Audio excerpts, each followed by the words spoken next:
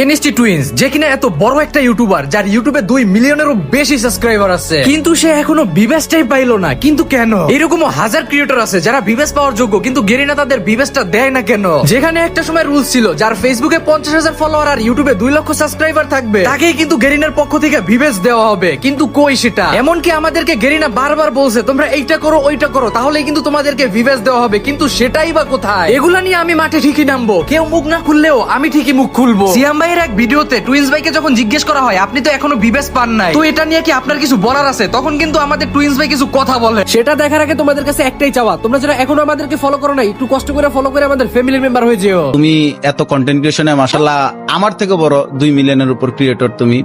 এখন আমার যে জিনিস আছে তোমার সেই জিনিসটা নাই, তুমি অনেক কষ্ট করতেছো, ভিউয়ার্স পাইতেছো না, এটা নিয়ে তোমার মতামতটা কি একটু বলো না শুনি।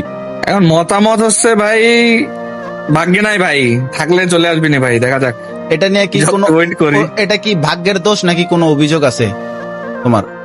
অভিযোগ তো আছে, কারণ এই জিনিসটা একটু দেখা উচিত। কারণ কেউ যদি একটু খাটনি করে কষ্ট করে কন্টেন্ট বানাইতেছে ভাই, সেও তো ডিজার্ভ করে জিনিসটা, ট্রু ট্রু, তাই না? ইয়েস। তাহলে ভিউয়ার্স নিয়ে তোমার এইটুকুই আক্ষেপ, তাই তো?